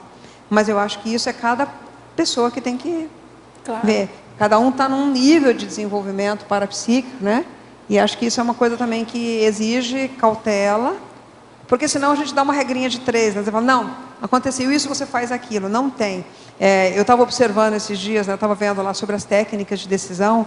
Tem a técnica do modelo de árvore, tem técnica de decisão para cá. Eu falei, eu vou propor a técnica da decisão pelo discernimento. Porque a técnica da decisão pelo discernimento é o decisor que vai ter que juntar uma conjuntura de fenômenos e chegar a uma conclusão, né? Não tem assim só isso ou aquilo. Não é uma coisa que é uma regrinha, é multifatorial. É multifatorial. Por exemplo, o humor da pessoa no momento que ela está, o local, como a gente colocou, eu tenho um exemplo aqui que eu cito, que é, você está num ambiente, por exemplo, onde tem energia gravitante no local. Por exemplo, eu volto lá para a minha cidade natal. Quando eu volto naquele ambiente, que eu sou naquele local, eu retorno à minha origem, onde tem consciência, informações. Então, eu começo a pensionizar de uma forma diferente quando eu estou ali. Eu estou num ambiente onde eu tenho retromemórias. Então, eu estou num ambiente totalmente diferente. Como é que eu tomar decisão dentro de um contexto assim? Será que vale a pena eu tomar decisões, sei lá, mais importantes? Eu tenho gabarito para isso? Eu consigo me manter rígida numa condição como essa? Então, eu tenho uma variável que é uma variável importante para a gente observar, né? Então, com isso eu vou mudando os elementos de observação. Eu vejo, assim, uma condição de a sinalética ser produzida pela nossa própria energia, né? E a sinalética ser enviada para um amparador. Tá? Nessas duas condições, pode haver alguma interferência de alguma consciência que tenta reproduzir essa mesma sinalética para você. Não pode cair no engano nessa hora? Não pode? Cair no engano? No engano? Vamos dizer assim, eu acho que aí entra a condição de você identificar. Tem a sinalética energética e tem a sinalética parapsíquica. Né? Sim. Então, como que você pode estar discriminando também uma coisa da outra? Né? Uhum. Porque uma pode ser promovida por amparo, ou... Primeiro ponto que eu vou colocar, como que a gente sabe que é amparo? Como que a gente sabe que é guia cego? Sim. Começa já daí, né? Eu já identifiquei, por exemplo, os tipos de percepção que eu tenho. Por que seria guia cego? Qual é o nível de ressonância pensênica que eu tenho com as informações que eu recebo? Né? Elas estão puxando brasa para o meu lado? Não. Como é que eu sinto? É uma coisa mais isenta? É uma informação isenta no momento? Agora, eu acho que cabe também, né, dentro disso que você está colocando, pensar que se você não tem segurança, não tem domínio sobre a sua sinalética, você não vai querer tomar decisão pautada em sinalética. Muito bem, é isso mesmo. Tá certo? Exatamente. Então, calma, Na realidade, primeiro assim, desenvolve e depois, então, usa como ferramenta, claro, porque você não vai dar menor margem para nenhuma manipulação de um possível guia cego, enfim, né, assediador, porque pelo próprio conceito de sinalética, conforme a professora Marília colocou, significa que você já tem esse domínio, você já fez o mapeamento, né? Você já tem o domínio, não, isso aqui, e dentro daquele conceito, né, que se você tem o domínio daquela parapercepção, não é uma consciência patológica que vai atrapalhar aquela percepção, porque já faz parte da sua sinalética você detectar a presença da patologia. Tem tá um verbete, inclusive, que eu vi aqui, que ele chama-se recursos parapsíquicos. Ele está aqui na minha citação. E era interessante para você observar o seguinte, que para você observar quais são hoje os recursos parapsíquicos que você já utiliza, vamos dizer assim, como é que está a tua paraperceptibilidade. E o que você realmente, de fato, confia, por exemplo. Eu acho que esse mapeamento da realidade parapsíquica de cada um de nós é fundamental para você fazer, para você não comprometer equívocos. Porque aqui a gente está falando de decisão com percussiência. Sim. Então, uma decisão com percussiência não cabe a gente poder fazer uma coisa meia boca, não é verdade? Claro. Fazer uma coisa manca. É algo que você vai confiar, né? Que você vai confiar, que você já tem mais segurança. É aquela informação que já é mais nítida. Você já percebeu um detalhe que você não percebia, sim, entendeu? Uhum. Então, é mais ou menos assim, é você começar a perceber o detalhe da sua pensenidade quando você tem aquela informação parapsíquica. Aquilo ali está vindo de onde? O que é? Que momento que eu estou? Eu começar a fazer esse mapeamento, que aí você vai chegar até lá. Todo o contexto para ser mais confiável. Né? Eu acho que é por aí. Agora, não sei se você já leu, tem verbetes bem precisos, bem específicos na enciclopédia. Sim. Dá uma revisitada. Às vezes a gente, né, é bom dar uma olhada de novo. Tem o próprio sinalética energética e tem também um que é mapeamento da sinalética, se não me engano. Uhum. Porque é da Sandra Tornieri, né? É interessante, ela dá alguns passos, algumas dicas bem interessantes, né? Dentro desse contexto, da importância para todos nós, né? Sim. Da sinalética, que é alguma coisa muito incipiente para a maioria de nós, né? A gente está se acostumando com isso agora e, no entanto, tão importante para as sutilezas decisórias, por exemplo. Inclusive, né? Eu queria aproveitar para poder, isso que ele está trazendo, para poder estudar esse tema da sutileza da decisão, eu comecei a estudar uma área que é a errologia. Que errologia, tudo que envolve erros cognitivos. Errologia. Então, tudo que envolve erros eu comecei a estudar. E eu acho interessante porque tem assim, 4 elementos que eu ressaltei como sendo importantes de equívocos que a gente comete. Por exemplo, o erro de identificação já é uma etapa, né? O erro de interpretação é outra etapa. O erro de compreensão, outra etapa. E o erro de conhecimento. Então, um dos aspectos que a gente comete muitos equívocos, principalmente, por exemplo, dentro da área técnica, que, por exemplo, esse autor aqui estuda sobre decisões absurdas, ele estuda basicamente erros técnicos, que é como é que você pode cometer equívocos e erros a partir de uma mente racional e você persistir numa coisa que realmente você sabe que não vai dar certo. Então, que lógica é essa? Que lógica? Como é que uma pessoa pode fazer isso? Então, a gente vê assim, que existem lacunas, que, por exemplo, no caso, é uma lacuna técnica, entendeu? Sim. Uma lacuna técnica pode comprometer uma decisão. Quando eu não tenho, por exemplo, um conhecimento, por exemplo, de um conceito, o conceito está equivocado. A compreensão daquilo está equivocada. Isso pode gerar um resultado diferente. Claro. Né? Por exemplo, a formulação de um diagnóstico na decisão. É fundamental você ter a pergunta certa do que está acontecendo com você. Eu estou com um problema com um grupo karma familiar. O problema, às vezes, não é o grupo karma. Eu estou com um problema, justamente, que eu não consigo me desvencilhar. Eu estou com uma interprisão. Eu vou começar a fazer a formulação diferente. O que é que me prende a esse grupo? O que eu preciso fazer para poder resolver essa questão de interprisão? Então, você vai lá no fundo para poder realmente fazer um levantamento e aí você começa voltando com soluções práticas. Certo. Então, a gente vê que corrigir os erros cognitivos e aí entra a questão da lacuna do conhecimento. Desconhecimento.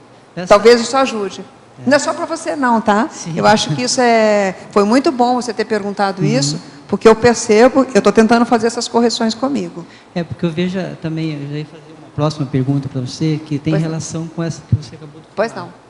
É aqui na efeitologia, na página 16, o efeito na quarta linha, o efeito da cosmoética na liberação das interprisões grupo kármica. Tá.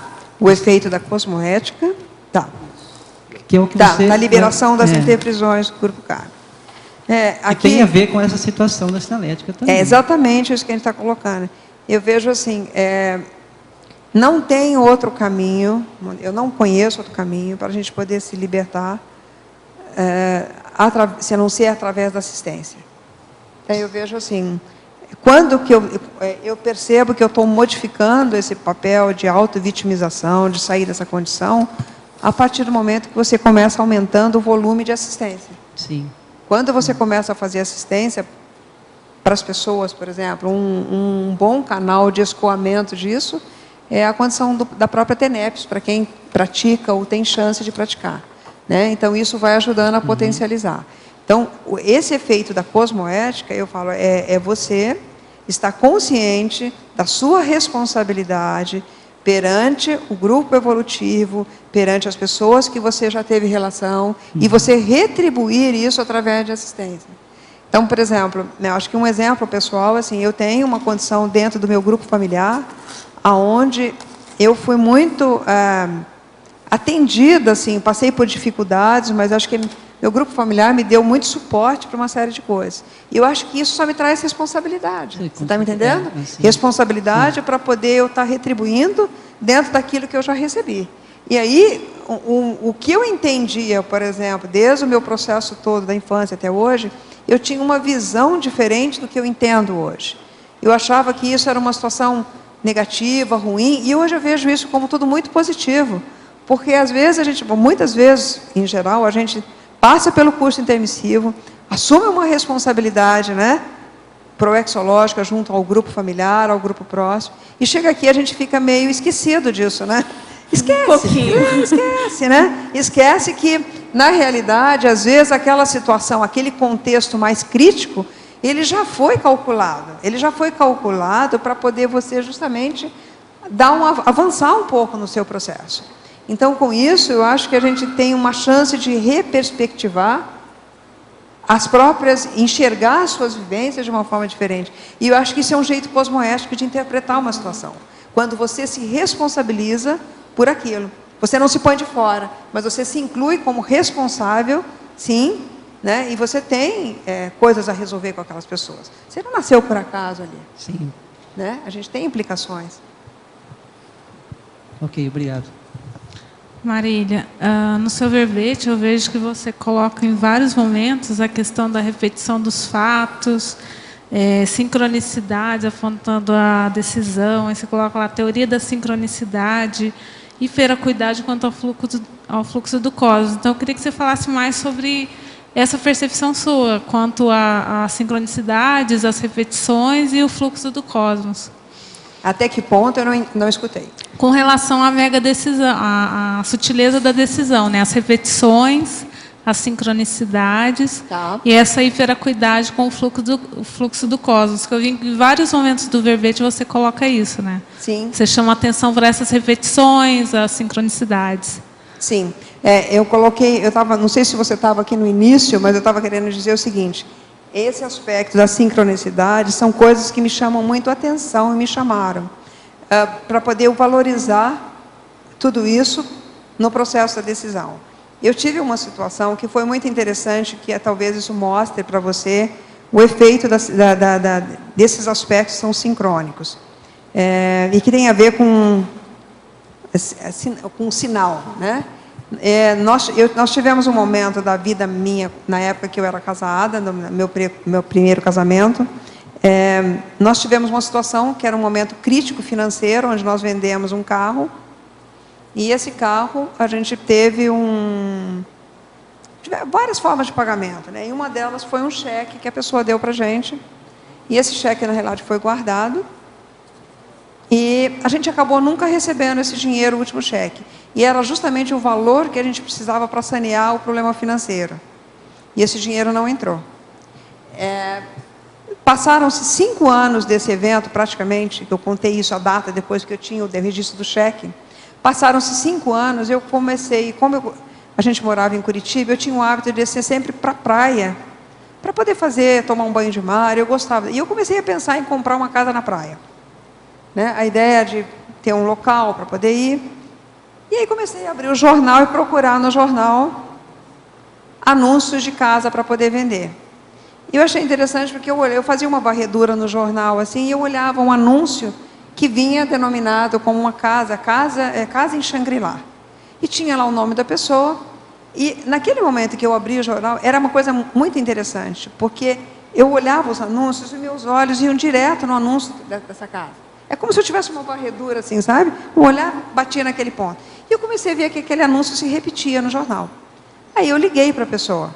Eu liguei e falei, eu gostaria de saber a respeito da casa. Quando ele atendeu o telefone, eu fiz um reconhecimento de voz. Ele gostado, parece até que eu conheço essa pessoa, né? E ele começou a me explicar o que era. E eu peguei aquele anúncio e comecei a falar com o meu ex-marido. Vamos ver essa casa. E ele, mas que bobagem, você está pensando só em casa, deixa isso para lá. E eu, com aquela insistência do negócio da casa. Conclusão da história. Acabamos decidindo ir até lá. E eu estava com uma sensação, assim, quando eu estava indo no meio do caminho, de que aquilo era tudo muito conhecido para mim. Eu sabia até o lugar onde o cara morava, sabe? Assim, parecia que eu ia tudo no faro. Quando a gente chegou na casa da pessoa, que ele abriu a porta, ele tinha um álbum de fotografia assim no braço. E quando ele abriu, eu fiquei olhando para ele, assim, e na minha memória começou a rebobinar, passava todas as... Gente, eu conheço essa pessoa. E daí quando eu lembrei, eu falei assim, gente, é o cara do cheque. Nossa. Eu falei para o marido, assim, é o homem do cheque. Ele ficou tão nervoso que ele deixou cair a pasta no chão. Assim, né? E aí, quando eu entrei, olha, assim, eu falei, essa foi de barba, cabelo e bigode, né? Porque aí a gente entrou e ele tremia, assim, com o álbum. E aí, quando ele sentou, que ele abriu para poder mostrar a casa, o que tinha na fotografia, na frente da casa? O carro que a gente vendeu. Nossa. E, nesse momento, gente, foi uma coisa tão gozada, porque eu tive uma reação, assim, simplesmente muito boba, né? Porque eu não parava de rir.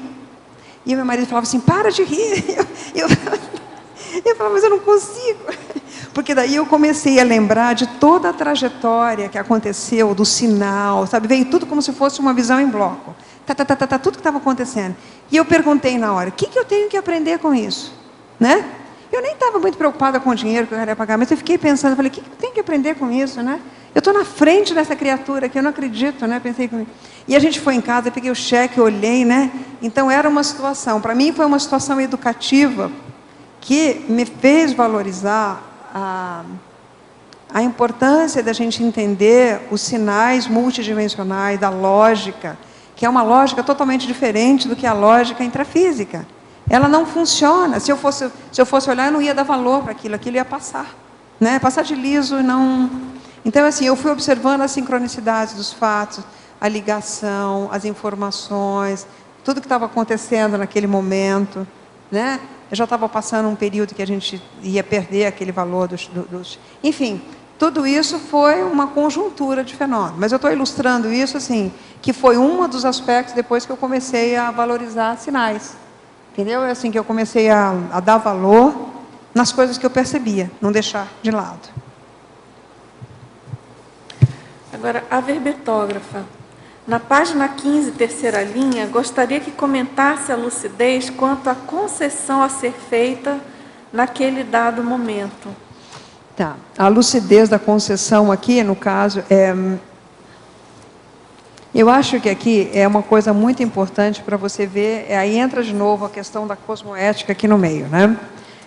O quanto que a gente, por exemplo, sabe aqui, está preparado para poder abrir mão. Aqui a concessão, no caso, é abrir mão de algumas coisas que não vão ajudar, se você, mesmo que você queira manter, às vezes não vai ser positivo. Então, por exemplo, como é que eu me mantenho lúcido? Primeiro, avaliando o teu nível de interprisão que você tem com aquela situação. Esse é um ponto. A outra coisa, se eu bater o pé nessa questão, o quanto que isso pode comprometer, por exemplo, o trabalho? Vale a pena eu poder insistir? Tem situações, por exemplo, às vezes que a gente precisa abrir mão para que o outro possa aprender. Às vezes a gente sabe que não vai dar certo, né? Tem situação que às vezes você já está até prevendo, mas às vezes o outro precisa passar por aquela experiência. Então a gente tem que abrir mão para dar oportunidade também. Por exemplo, eu fico pensando aqui na condição do professor Waldo, numa condição mais evoluída. Quantas vezes ele não deve saber assim, que a coisa vai dar com burro na água, na verdade? Não vai dar certo, mas a gente está precisando fazer os nossos acertos. Então, aquilo ali é um laboratório, né? Assim, a gente tem vários laboratórios de ajustes. Então, não é o final, mas é o processo. Então, essa visão de processo de ajustes, né, interpares, né, com grupos maiores, tudo isso, faz parte. Então, a gente precisa fazer a concessão para poder com que o outro também aprenda a passar pela experiência. Ele aprenda por ele, não por mim mesmo. Eu acho que é por aí. Marília, aqui em cima, Alzira. Na voluntariologia, por favor. Tá. As consequências das escolhas individuais e grupais repercutindo na proexo do voluntário conscienciológico. Tá. O que eu gostaria assim, que você pudesse falar é que a gente percebe que muitas vezes o voluntário ele começa um trabalho, né, sério, está lá esforçado, a coisa está indo para frente e de repente aparecem umas outras opções para ele. E ele acaba abdicando do voluntariado, assume outras funções, vai embora e deixa a coisa. Como que você vê isso? Olha, eu vejo que aqui na conscienciologia, como a gente sabe que a gente tem um perfil de liderança, como o professor Waldo mesmo falou, todo mundo tem uma condição muito mais de líder, né, nato, eu acho que essa lição de abrir mão não é uma coisa muito fácil, né? A gente está aprendendo meio a duras penas, né? A condição de poder justamente lidar com isso. Então, a consequência das escolhas individuais e grupais repercutindo na proexo do voluntariado implica, eu acho, por exemplo, aqui, você avaliar, por exemplo, num determinado momento, acontece isso muito nas ICs, ela está desenvolvendo um trabalho e, às vezes, o voluntário, naquele momento, tem questões pessoais. Está passando por algumas dificuldades, o que for, mas ele também sustenta um pilar dentro daquela IC. E naquele momento ele não tem a visão de que a atuação dele pode gerar, ou seja, quando ele está falseando, e às vezes é um momento que se ele firmar, ele vai conseguir resolver o processo dele, o problema da IC, que é o contrário, né? Em vez dele recuar. Então eu acho que isso é uma coisa para a gente poder observar. É o momento e a responsabilidade que a gente tem perante aquele grupo. Porque a gente tem um comprometimento com o que a gente está fazendo. Não é porque, vamos dizer assim, essa condição do voluntariado não é uma coisa do voluntário, é um comprometimento multidimensional, é maior do que isso. Não é aquele voluntário que vai lá e faz o serviço e vai embora para casa. Não é isso. Então, é ver a implicação na Proex de todos. Eu acho que, para mim, eu vejo que é essa condição que é avaliar as consequências do que eu vou fazer no todo. Então, essas consequências aqui, elas podem ser positivas e negativas e neutras, né? Também, exatamente. Pode, né? Exatamente. E acho que isso é uma coisa boa, sabe, que a gente pode fazer. Eu estava anotando aqui. Tem uma metodologia que o autor disse o seguinte. Não basta só você saber o que você errou. A gente tem que comentar sobre o erro, discutir sobre o erro e tomar as medidas. Eu vejo que isso é um bom hábito para a gente poder fazer dentro desse caso que você falou. Ver assim, qual foi o erro? Discutir isso no grupo. Aconteceu tal coisa, fulano fez isso, a gente fez isso, teve tal repercussão. Então, eu acho que isso é uma metodologia que ajuda a gente a fazer prevenções. Então, o que a gente pode fazer num outro momento? Alerta o próprio voluntário, discutir sobre as condições. A gente tem feito isso, eu estou voluntariando na Conscius, a gente tem hoje uma proposta dentro da Glasnost, né? Trabalhar tudo de uma forma aberta e clara, e a gente discute isso dentro do voluntariado. Discute, assim, aquilo que a gente vê que está funcionando, o que não está, e existe uma questão, além dentro dessa condição da Glasnost, que eu acho que é uma coisa importante, é o seguinte, para a gente poder fazer correção de erros, às vezes a gente precisa dar nomes, e a gente não costuma dar nomes. Às vezes a gente precisa nominar, sim, olha, aconteceu isso, muitas vezes a gente não passou aqui por acariação, por situações. Por quê? Isso é uma forma, às vezes, a gente poder justamente fazer a correção do erro. Essa correção precisa ser feita, às vezes aquela cosmoética destrutiva tem que ir até onde precisa mesmo, senão não faz a correção, fica no meio do caminho. Então, essas medidas de transparência, medidas de ajuste, eu acho que são coisas importantes em termos de decisão. Tudo bem? Obrigada. Marília. Oi. Aqui na paradoxologia, na página 16... Paradoxologia? Isso. Tá ok. É o último paradoxo. A condição paradoxal do descuido ocasional poder transformar-se em solução providencial. Você poderia comentar se tem alguma experiência nesse sentido? Que é diferente de dispersão, não sei como é que você pode identificar isso. A condição paradoxal do descuido ocasional poder transformar-se em solução providencial. Isso. Tá, isso aqui é interessante, que eu trouxe até um material que é...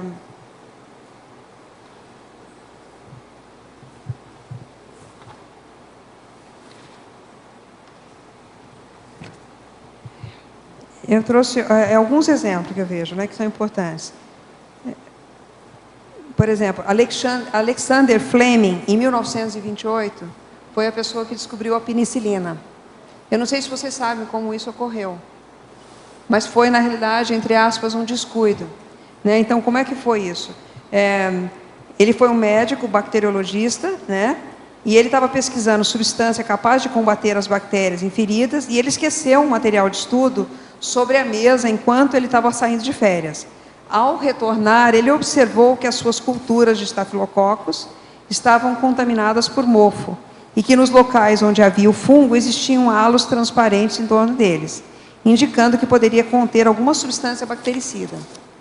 Ao estudar as propriedades desse bolor, ele identificou pertencendo no ramo do gênero penicilino.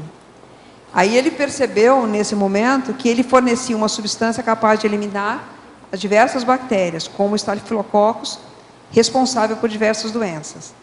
Tal achado, ele foi comprovadamente inofensível para as células animais, ele foi isolado, e depois, no laboratório, né, era um período da Segunda Guerra Mundial, essa substância foi produzida em larga escala, por fermentação, salvando milhares de vidas.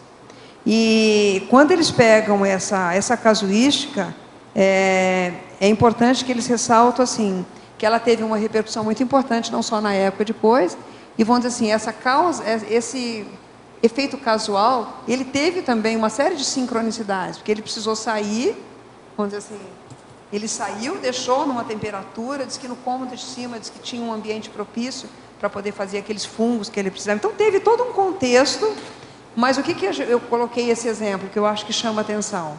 Para a gente poder valorizar alguns detalhes também, não é?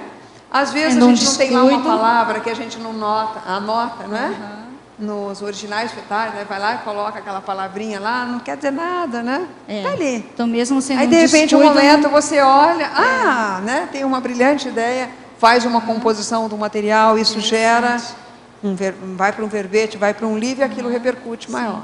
Mesmo então, é para poder você ver ver que isso tem um percurso. Isso. Mesmo que você ache que perdeu a oportunidade ou time, alguma coisa assim, aproveitar, né? Não perder, não desperdiçar para... Como sutileza da decisão, né? Exatamente. Não descartar, né? Ficar assim, atento, na realidade é que você aproveitar, você vai aproveitar esses exemplos, que às vezes no momento certo você pode associar e achar que aquilo ali é uma coisa importante. Vamos dizer assim, não desconsiderar, porque às vezes o fato de você ter deixado, você pode ter passado vista grossa, né? Ficou aqui, eu esqueci, né? Já não serve mais para nada. Ele podia ter tido esse raciocínio. Né? Ficou a lâmina aqui, passei a noite, para que eu vou olhar para isso aqui? Mas ele foi lá, observou para ver o que... Então, assim, o que me chama a atenção é a postura da gente como decisor, que é uma postura de observadora, uma postura de interessada nos fenômenos, né? Às vezes o Antônio até brinca comigo lá em casa, porque eu sou interessada nas coisas. Mas por que aconteceu isso? Por que é aquilo? E ele fala, por que você quer saber isso? Eu falo, porque eu sou assim, né? Eu sou interessada nas coisas, né? Então, essa curiosidade, eu acho que essa curiosidade científica da pessoa, ter o interesse de saber a causa, o que acontece, eu acho que é um elemento importante nesse processo de investigação dos detalhes e dos fenômenos. Tem que ser um investigador. Como é que a pessoa fala, mas que sinal é esse? Mas que bobagem, isso, né? Não, você vai lá. Aconteceu assim. Então, essa postura investigadora nata, eu acho que é a base desse processo que tem aqui. Para fazer profilaxia, também fazer profilaxia, né? Se não for uma condição dessa, né? Se a pessoa tem preguiça mental, não gosta de se incomodar muito com as coisas, não gosta de ver detalhes, então está longe de chegar na autopercussiência, né? Ele vai sentar, vai esperar que as pessoas digam, né? Não vai chegar lá. A pessoa tem que fazer o autoesforço mental, cognitivo, né? Está com ela mesmo. Então, é a autopesquisa aqui em campo. Marília, aqui na página 17, em síndromologia, você coloca a síndrome da personalidade obsessiva compulsiva. Você pode correlacionar com o seu tema? Só um minutinho.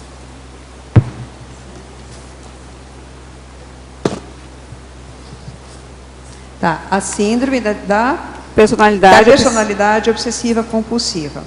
Tá. Aqui no caso entra assim, a gente coloca a questão da obsessão, vamos cair no terreno do monoideísmo, né? É quando a pessoa entra no circunlóquio, ela fica só numa ideia, né? E aquela ideia fixa vai tomando uma amplitude maior, e com isso ela fica fixada, e isso impede de você ver as coisas mais largas. Ela fica muito em si mesmada, né? E, de uma certa forma, tem aqui padrões repetitivos, cognitivos, né? E o compulsão já entra até no sentido de você ter comportamentos estereotipados. Que a gente pode observar, o padrão obsessivo-compulsivo é isso. É a pessoa que tem um padrão, tem um ritual, então a gente tem que estar alerta, vamos dizer assim, a gente tem que diferenciar aqui o que é uma disciplina. Por exemplo, uma pessoa que é disciplinada, do que uma pessoa repetitiva. Repetitiva no sentido de compulsoriamente, né? Que é, no caso, aquele ato que não é pensado. E a gente vai ver aqui, quando a gente vai estudar os atributos conscienciais, a gente vê que existem esses aspectos que a gente tem que cuidar. Então, ao mesmo tempo que a disciplina ajuda, mas ela pode também colocar a gente numa condição meio viciada, meio condicionante, né? Tanto é que a gente tem, por exemplo, uma série de atos que a gente faz e a gente não pensa. Vai dirigir, vai tomar banho, vai escovar dente, vai fazer... A gente já faz meio que tudo automático. Então, aqui é um alerta para a automatização, para os condicionamentos, para o padrão de repetição, porque isso tudo ele é o oposto do que a gente está procurando fazer. Sutileza. Clareou, né? Sim, aí te perguntar em relação à síndrome da dispersão consciencial. A síndrome da dispersão consciencial, ela já abre... Eu vejo que aí é uma outra cautela. É justamente a pessoa que tem a falta, a dispersão, o que é? a dificuldade de você manter um foco, né? Porque a pessoa dispersa, ela mantém uma concentração, mas em algo que é do interesse dela, né? Ela não está focada, por exemplo, a questão do foco, do objetivo, por exemplo, proexológico. Aqui o que interessa para a gente, em termos de evolução, é o foco proexológico, né? Então, o quanto que eu vou estar fora desse foco. Então, a síndrome da dispersão é você combater justamente esse aspecto. Todos os elementos que são dispersores, por exemplo, a atenção saltuária, né? Aspectos atencionais que são comprometidos, por exemplo, que mais que a gente pode colocar? Esse é um exemplo excelente meu aqui. Eu sou uma pessoa muito neofílica, então o neofilismo é um problema, tem hora, né? Porque se você não coloca, você surge uma coisa nova, você vai lá, que é o borboleta, né? Então eu vejo assim, eu estou combatendo uma série de coisas para poder gerar uma fixação, o interesse por coisas novas. Então, eu acho que isso tudo são chamarias para você sair do seu foco, né? Então, eu tenho uma coisa para realizar, começo, meio, fim, como é que eu vou terminar. Então, isso tudo são focos de decisão. Okay. Agora, a verbetógrafa. Na página 15, última linha da parafatologia. Por favor, comente as múltiplas entradas de sinais parafenomenológicos. Tá.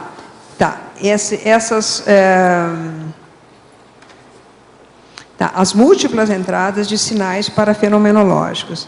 Vamos colocar assim, e acho que aqui a gente tem que começar a observar quais são, por exemplo, os canais que você tem, que você acessa a multidimensionalidade e o extrafísico. Um exemplo que a gente pode colocar, por exemplo, no meu caso, eu vou colocar alguns exemplos pessoais. Um dos canais importantes que eu tenho muita sinalização é através da projeção consciente. Por exemplo, as minhas experiências projetivas já me deram muito indicativos de aspecto que eu poderia atuar em termos de decisão. Então, mesmo, por exemplo, vendo situações que, vamos dizer assim, ainda não tinham acontecido, né? E que poderiam vir a acontecer, situar, por exemplo, captar, por exemplo, situações onde precisavam de assistência, né? Onde eu poderia atuar mais pontualmente, indicadores, né? Que eu teria que dar uma atuação perante a um grupo. Então, a projeção consciente, para mim, é um canal. Outro canal, por exemplo, que eu vejo que é importante, por exemplo, em relação ao fenômeno, são... eu não tenho, por exemplo, tanto assim a clara audiência, mas, por exemplo, o próprio parapercepção impressiva, né? Perceber, por exemplo, intuitivamente algumas situações, depois eu vou lá, procuro me informar, aquilo procede. Então, eu vejo assim, a gente tem que procurar explorar como é que funcionam esses canais. Às vezes pode ser a própria clarividência, clareaudiência, que mais? Projeção... a psicometria. Mas eu vejo assim, pegar os aspectos, na realidade, que entradas de sinais que você tem, porque eles podem ser um indicador de como você funciona. Porque aqui o que importa é o decisor, né? Isso. Não adianta milhares de você ter, por exemplo, eu tenho pessoas que têm uma capacidade, por exemplo, de vivências fenomenológicas, né, com parapercepção, que são muito mais avançadas do que a minha. Mas aqui não interessa, interessa é como eu funciono. É aquilo que eu já dou conta e que eu confio naquilo. Então, eu já sei que eu tenho algumas entradas para tirar partido do que você então, já tem. Né? E aí eu vou desenvolvendo agora outros canais. Por exemplo, outro canal que eu vejo é a própria TENEPS. Né? A TENEPS é um excelente campo onde você pode justamente vivenciar todos esses canais, né? Onde você tem parapercepções mais aguçadas, onde você pode ter clarividência viajora, né? Sinais durante a TENEPS. Às vezes, eu tenho muitas vezes, por exemplo, a visualização em zoom, por exemplo, né? Que é às vezes é colocado uma consciência próxima de mim, eu vejo ela em tamanho aumentado, então aquilo me chama atenção, eu anoto. Então, essas coisas todas eu vou valorizando para poder entender qual é o seu canal de entrada. Certo. Agora, professora Marília, poderia aprofundar em teoriologia, página 15, segunda linha, a teoria da bricolagem cognitiva? Tá. A teoria da bricolagem cognitiva é essa aqui, olha, eu trouxe até o livro de Christian Morel, Morel. Ele fala da bricolagem como sendo Deixa eu pegar aqui o material que vai ajudar. Ele traz alguns aspectos que eu acho muito interessante, que ele estudou mecanismos de pensamento que ajudam a gente a tomar decisões absurdas. Então, eu fui estudar justamente a questão dos erros, né? Que ele chama de atalhos intuitivos do pensamento. Na realidade, são armadilhas que ele chama, né? E quais são os elementos que ele coloca aqui que eu acho importante? Por exemplo, a pessoa faz, às vezes, associações enganosas, né? Por exemplo, associar um evento próximo ao outro. Então, ele cita, por exemplo, alguns desastres aéreos que ocorreram por causa desse processo. Decisões erradas que foram tomadas. Por exemplo, houve um exemplo lá que ele cita, houve um barulho de uma turbina com uma fumaça que estava acontecendo no avião e os tripulantes deram um sinal de que não era aquilo que estava acontecendo. Mas ele foi pela visão técnica e ele associou barulho com fumaça. E eram dois problemas diferentes, mas eles aconteceram juntos e ele fez a associação. Com isso, ele desliga o motor da aeronave, o avião depois cai e mata uma série de pessoas. Então, assim, a gente estudar esse processo. O que é essa bricolagem? A bricolagem é a forma como você integra os elementos cognitivos para você processar a decisão. Então, basicamente, ele fala isso. Ele traz outros elementos que eu achei interessante, que é, por exemplo, a insensibilidade aos indicadores, coisas que ocorreram nesses eventos. Indicadores, por exemplo, percentuais de erros que já tinham ocorrido, não foi levado em conta. Concepção errônea, por exemplo, da aleatoriedade é um outro elemento. Excesso de confiança, eu achei interessante. A pessoa, quando tem falta de confiança, é ruim, mas excesso também, aqui ele mostra que às vezes a pessoa confiante demais acabou comprometendo, né, um grupo. Então, assim, ele traz alguns elementos, a armadilha da confirmação, e ele vai trazendo alguns elementos cognitivos que vão ajudando a gente a identificar. Eu acho que isso tem a ver com o tema que a gente está estudando. É compreender esses fenômenos e como é que é esse atalho cognitivo, como é que a gente faz que pode interferir. Então, eu vejo assim, isso aí entra em oposição ao que a gente chama da condição da ortocognição, né, do pensamento retilíneo. A gente está tendo um raciocínio retilíneo, de repente você sai na trilha do lado, né? Você começa a pensar uma coisa que vai solucionar rápido, que vai ser melhor, e você confia, porque já aconteceu antes, com base na sua experiência, e às vezes naquele momento não é o fator. Mas só para compreender melhor, esse conceito da bricolagem cognitiva, a bricolagem cognitiva é neutra ou é alguma coisa que tende ao nosográfico? Não. Tende mais ao nosográfico? Não, mais nosográfica. Certo.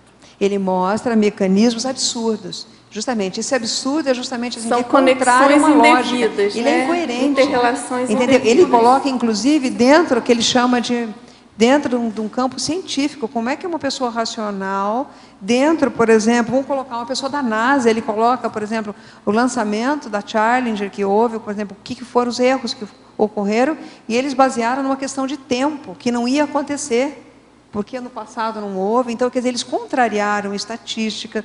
Então, ele faz o questionamento, como é que pode você, diante de várias evidências, fatos, relatórios, você ir contra aqueles aspectos? No momento da hora H, você decidir.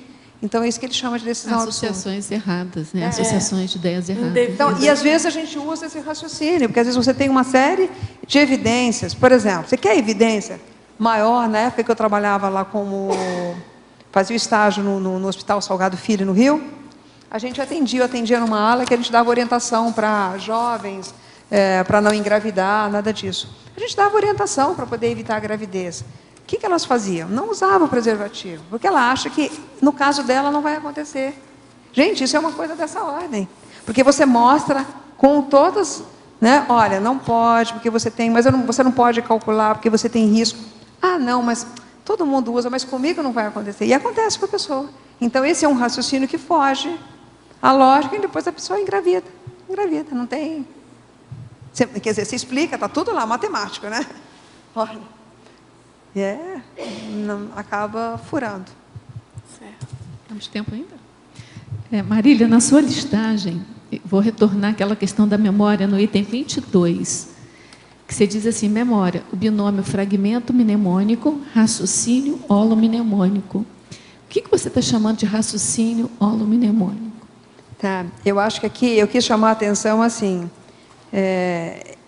esse item eu coloquei no sentido de você tem um fragmento, você tem uma memória, por exemplo, eu tenho um canal, por exemplo, sensorial, que funciona muito comigo, que é o cheiro, que é o contrário do seu, né, Rosa? Então, é assim, eu tenho um olfato muito bom. E, às vezes, eu sentia que aconteciam coisas assim, principalmente, às vezes, eu entrava no ambiente, às vezes tem coisas mais antigas, alguma coisa, eu entrava e eu começava, pelo cheiro, aquilo começava a acessar a minha memória, e aquilo, eu tinha lembranças do que estava acontecendo no local, mas eu começava a extrapolar, né? Eu começava a lembrar de ambientes passados. Então, isso tudo eu acho que é um canal sensorial que te leva... Então, é um fragmento de memória. Aquilo, eu tinha uma memória, às vezes, que eu já tinha passado por ali, que tinha a ver com uma coisa física. Mas, ao mesmo tempo, aquilo me extrapola para uma outra condição. Então, o objetivo aqui é você ter um raciocínio, procurar ter um raciocínio holomnemônico diante dos fatos. Por exemplo, eu rememorei alguma coisa que aconteceu com a minha irmã. Isso foi um conflito, né? Mas, dentro desse raciocínio holomnemônico, o que esse conflito tem a ver no meu processo evolutivo com ela? O que eu posso fazer em termos de rememoração? Eu tenho algum fato, alguma coisa que possa pensar maior do que isso? O professor Waldo, por exemplo, cita um fato dele em relação, né, a uma lembrança do irmão. Não sei se você lembra disso. Eu acho que são coisas assim, a gente vai procurando fazer uma correlação entre a memória e a holomemória, exercitar esses dois terrenos, para a gente ter uma amplitude maior para decidir melhor. Ampliando o banco de dados. Para não ficar só na questão da memória. Ok, pessoal, agradeço a participação de todos, tertulianos, Obrigada. teletertulianos, a nossa neoverbetógrafa de hoje. Aguardamos aí mais os seus 100 verbetes, tá certo? Pelo menos. E então é isso. Muito obrigada a todos os nossos comerciais. Obrigada. As pontuações da tertúlia de hoje foram 51 assinaturas no livro de presença, 17 perguntas presenciais e 10 perguntas respondidas online. Hoje temos 2 recados. Professora Cristina, Semana da Paradireitologia, e Tiago, Palestra Evolucim. E antes, os amigos da Enciclopédia. Boa tarde. Neste mês de julho, nós estamos enviando para vocês um e-mail lembrando aqueles amigos cuja assinatura vencem no decorrer do mês. Então, vocês vão receber um e-mail simpático convidando vocês a não perderem, né, mais nenhum dia e continuar e renovar imediatamente a assinatura assim que ela vencer.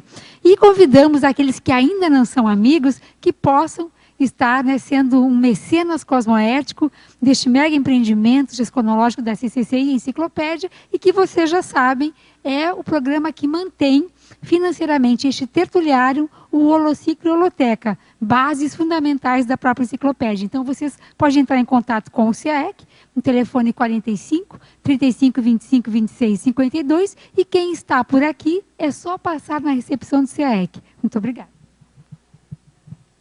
Boa tarde a todos. Nosso convite vai para os tertulianos e teletertulianos, no sentido de participarem da primeira semana da Paradireitologia. É um evento que ocorre aqui no CAEC, uma parceria do CAEC com o Colégio Invisível da Paradireitologia, e esse evento terá 2 eventos conjuntos, né? O primeiro deles será o 5º Fórum da Paradireitologia, onde nós teremos vários trabalhos interessantíssimos, enfocando aspectos variados acerca da relação do paradireito com outras especialidades, né? Esse Fórum da Paradireitologia vai do dia 8 ao dia 11 de agosto, e na sequência, de 12 a 14 de agosto, nós teremos um acoplamentário temático, em que eu e o professor Hernande Leite estaremos falando sobre paradireito e liderança interassistencial. Então, fica o nosso convite. Para mais informações, procurem a recepção do CAEC. Obrigada. Boa tarde a todos. A Evolucim gostaria de divulgar a palestra de hoje. O tema é Construindo a Cultura da Paz desde a Infância. Alguns tópicos, né, que serão abordados hoje. Então, a cultura da não violência, a importância da cultura da paz na infância e auxiliando, né, como auxiliar a criança na resolução de conflitos. Tá? A palestra é presencialmente aqui no Discernimento, na sala da Evolucim, ou também online. Para quem quiser assistir pela internet, é só acessar o site da Evolucim, é www.evolucim.com.br, ou pelo Facebook. Agradecemos a atenção, então. O verbete da manhã é autodestravamento do agente retrocognitor, especialidade para pedagogia. Autora, professora Lane Waldino. Obrigada e boa tarde a todos.